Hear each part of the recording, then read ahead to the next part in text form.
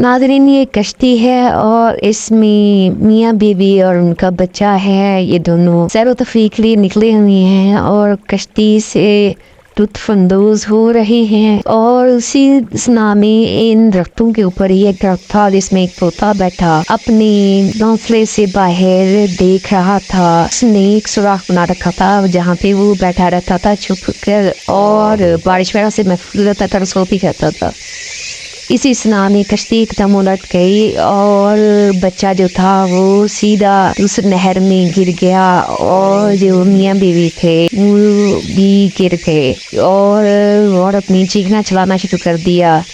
और कश्ती जो थी वो उलट चुकी थी और पानी का बहुत तेज था। बच्चा 1 सेकंड में बहता हुआ वहाँ से आगे निकल गया और वो दोनों कुछ भी ना कर सके। तोता जो कि ये सारा मंदिर देख रहा था, उसको तब जो है ना समझ नहीं कि वो क्या करे, लेकिन वो दरख्त से उड़ा और उड़ते हुए सीधा उस बच्चे की तरफ बढ़ा और नहर के ऊपर पहुंचकर उसने बच्चे की तरफ देखा, उसे उठाने की कोशिश की, लेकिन वो उसे उठाने में कामयाब ना हो सका क्योंकि वो उसके वजन के मुताबिक ज़्यादा था। तोते ने एक दरख्त की तरफ देखा तो उसे एक तरकीब सूझी। वो उड़ता हुआ उस दरख्त के पास गया और वहाँ पे रहने वाले बंदर को बातें देने लग गया।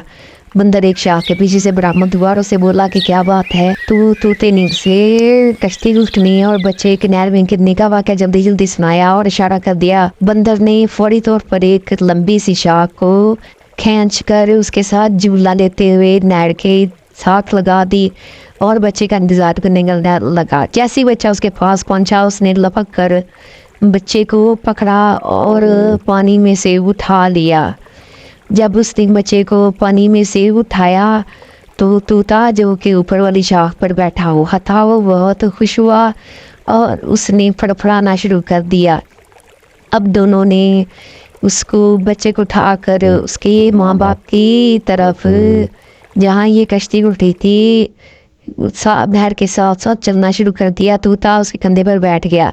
दोनों उसकी माँ के पास पहुँचे और बच्चा उसको पेश किया तो खुश हो गई और हंसने लग गई और उसने इन दोनों को बहुत शाबाश दी और शुक्रिया अदा किया। फिर दोनों मियाँ बीवी उन्हें एक ठेले के पास लेकर आए और उन दोनों को उन्होंने केले और अमरूद वगैरह लेकर दिए जो उन्होंने मज़े से खाए।